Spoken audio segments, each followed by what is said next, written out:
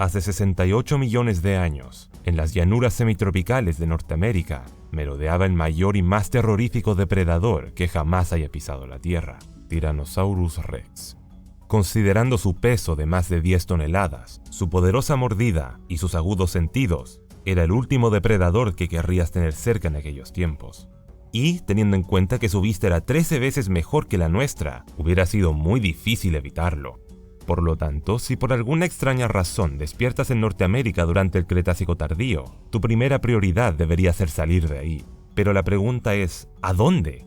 Obviamente cualquier masa de agua queda descartada, y si vas hacia el sur, te encontrarías con los abelisáuridos, otro temible grupo de terópodos. Tal vez tu mejor opción es aventurarte hacia el norte, donde hace más frío, lo que significa que habría menos dinosaurios amenazantes. Sin embargo, incluso si llegaras al Ártico, no solo te toparías con otro terópodo, sino con otro tiranosáurido. ¡Qué mala suerte! Era de esperarse del Cretácico tardío. A pesar de no ser tan famoso como su pariente del sur, este tiranosaurio tenía su propia reputación de depredador feroz y dominaba el polo norte con mano, o más bien mandíbula, firme. Este fue Nanooksaurus. El puro hecho de que siquiera sepamos la existencia de este tiranosaurio polar es un milagro. Fue descubierto en uno de los lugares más remotos de la Tierra, la formación de Prince Creek en Alaska, la cual se encuentra a cientos de kilómetros de cualquier poblado. Fue aquí donde, en 2006, los paleontólogos se toparon con fragmentos de un cráneo de terópodo, que incluían un maxilar derecho, un techo craneal y un hueso dentario izquierdo. La forma de esos restos parciales coincidía claramente con la de un tiranosaurio, pero es algo que realmente no esperaban encontrar tan al norte. Inicialmente, creyeron que el cráneo correspondía a un dinosaurio ya descrito. Los candidatos más probables eran Albertosaurus, Daspletosaurus o Gorgosaurus. Incluso asumiendo que el hallazgo no era un género nuevo, las implicancias de este descubrimiento seguían siendo enormes, ya que estos restos pertenecían al tiranosaurio más septentrional jamás encontrado. Esto significaba que esta familia era mucho más resistente al clima de lo que se pensaba, y tenía un área de distribución mayor de lo que se creía posible.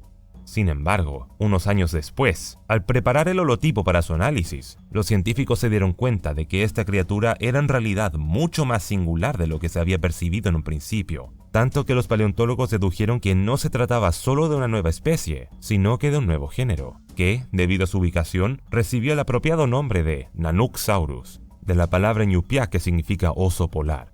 Un nuevo tiranosaurio ártico ya es de por sí una noticia extraordinaria, pero el debut de esta criatura suscitó aún más atención, puesto que generó muchas preguntas sobre su relación con otros tiranosáuridos, en particular con el Tyrannosaurus rex.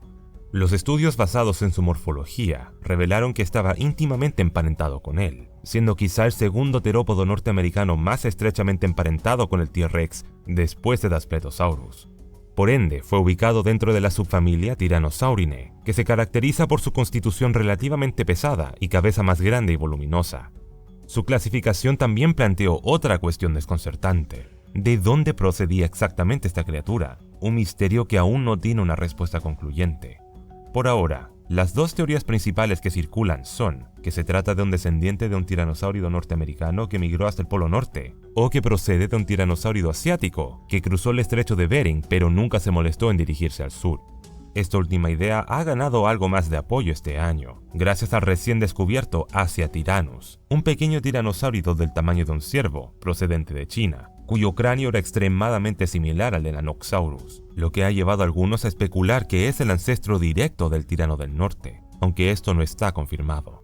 Aunque Asiatyrannus parece sin duda su semejante más pequeño, Nanooksaurus era bastante comparable a su pariente meridional, compartiendo con el T-Rex un cuello en forma de S, brazos reducidos, un cráneo grueso y ancho, y una constitución más robusta que los cuerpos más aerodinámicos de la subfamilia Albertosaurinae.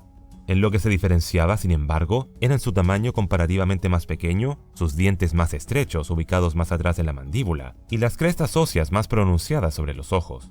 Además, Nanooksaurus presentaba algunos rasgos totalmente únicos, como unos huesos frontales con una larga apófisis puntiaguda que separaba el prefrontal del lagrimal, un fino espolón mediano en los parietales, y dos primeros dientes muchísimo más pequeños que los inmediatamente posteriores. Al vivir en el Polo Norte, también existe la posibilidad de que este terópodo se diferenciara del T-Rex al estar completamente emplumado, para sobrevivir los inviernos fríos y oscuros de su hábitat. Pero hasta ahora no se ha encontrado ninguna evidencia directa de plumas.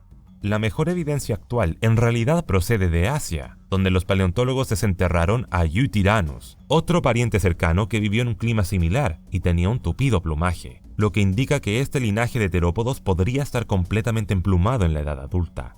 Además, existe el supuesto de que si estaba emplumado, podría haber sido de color claro para camuflarse en un ambiente nevado, lo que, si fuera el caso, le daría un aspecto de oso polar, especialmente desde lejos o en una tormenta de nieve.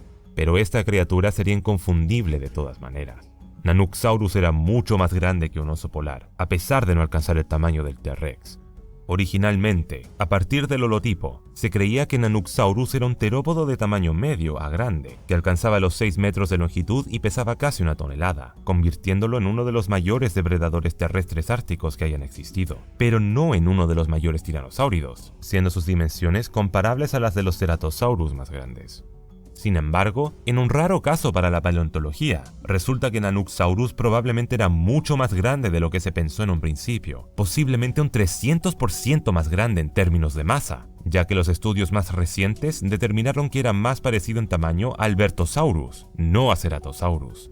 De ser cierto, significa que este gigante polar pesaba alrededor de 3 toneladas y medía hasta 9 metros de largo, lo que lo convertiría en el carnívoro más grande del Ártico de la época, e incluso le otorgaría el título del mayor depredador terrestre que haya vivido en una región polar. Y eso no es todo. Algunos paleontólogos creen que algunos individuos podrían haber llegado a ser más grandes aún, midiendo más de 10 metros, lo que los pondría a la par con los especímenes más grandes conocidos de Daspletosaurus. Y si esta estimación es correcta, entonces le da a Nanooksaurus uno de los mayores ascensos en la historia de la paleontología, pasando de ser un tiranosaurio de tamaño mediano a uno de los más grandes. Con este tamaño, el lagarto polar habría sido capaz de cazar literalmente a todos los demás dinosaurios de su entorno, una difícil situación para sus víctimas, agravada porque poseía la joya de la corona de los tiranosáuridos, una mordida devastadora. Como todos los miembros de su familia, Nanooksaurus estaba equipado con una cabeza desproporcionadamente grande y absurdamente robusta, provista de poderosos músculos que le otorgaban una inmensa potencia.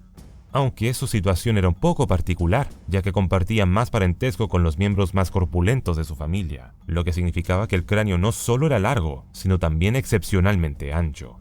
Además de todas las partes de su cuerpo cuyos tamaños han tenido estimaciones sucesivamente mayores, la cabeza era la que tuvo el mayor aumento de masa estimado, lo que implicaba una fuerza de mordida impresionante, incluso entre los tiranosáuridos.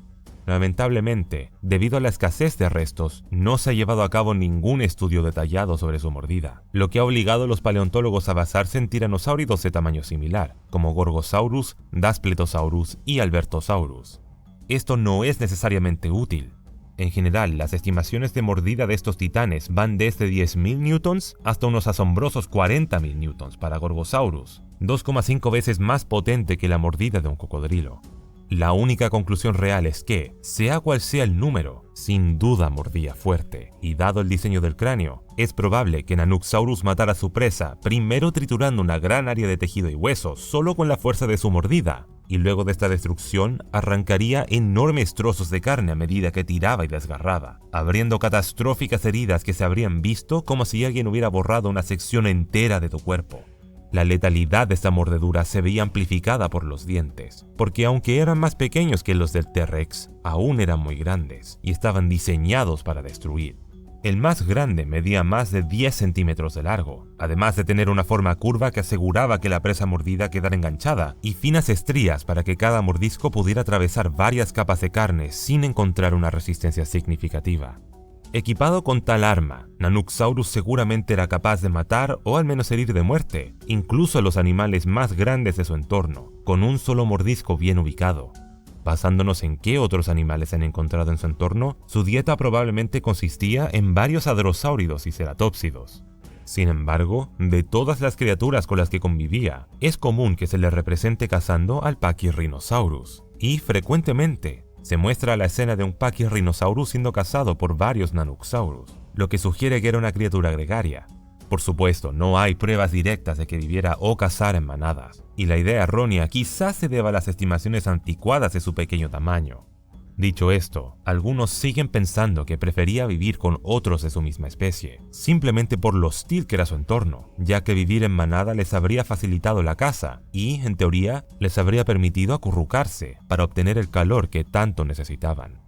También existe la creencia de que la vida en manada habría ayudado a los jóvenes a sobrevivir mejor en un mundo tan implacable, aunque por desgracia parece que, independiente de la táctica elegida, muchos jóvenes y recién nacidos no lo consiguieron. Una sombría realidad que se refleja en que Nanooksaurus tiene una de las tasas más altas de fósiles de especímenes juveniles de todos los dinosaurios, y hasta ahora ningún individuo completamente maduro ha sido localizado, lo que significa que solo los más resistentes sobrevivieron.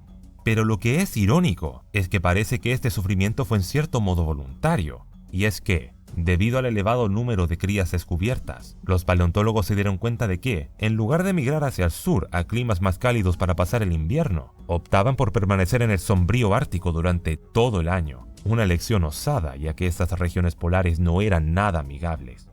Durante el verano, nunca se pasaba de una media de 10 grados Celsius, lo que la hacía incluso más fría que Anchorage, mientras que en el invierno las temperaturas caían hasta una media de menos 3 grados Celsius, comparable a la de ciertos congeladores.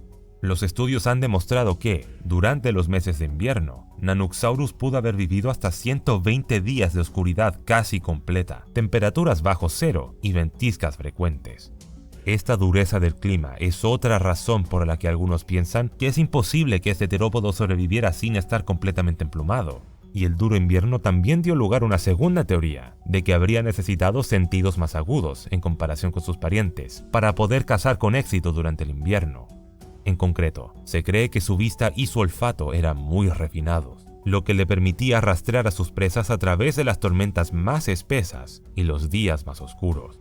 Sus capacidades olfativas han interesado especialmente a los paleontólogos, porque de los escasos restos de cráneos que tenemos, parece que su región nasal era extremadamente potente, posiblemente superando incluso el sentido del olfato del T-Rex. Una idea audaz, teniendo en cuenta que se dice que este ya rivaliza con la destreza olfativa de los sabuesos. Armado con un olfato tan potente, Nanooksaurus habría sido capaz de oler la carroña incluso si el frío reducía el hedor de un cadáver, si la oscuridad era total, o si el viento soplaba en sentido contrario.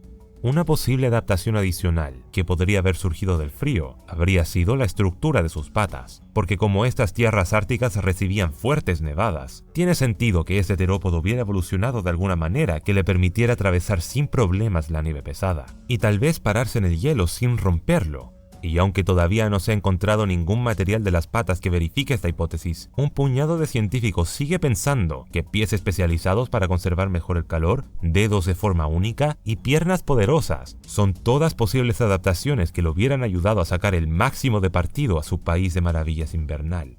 A pesar de que el invierno era bastante agobiante, las cosas no siempre fueron tan sombrías, aunque estemos hablando del Ártico. Para compensar los largos inviernos, los dinosaurios de Prince Creek disfrutaban de largos veranos, que aunque no eran precisamente cálidos, eran tranquilos y soleados, con un periodo de luz diurna constante.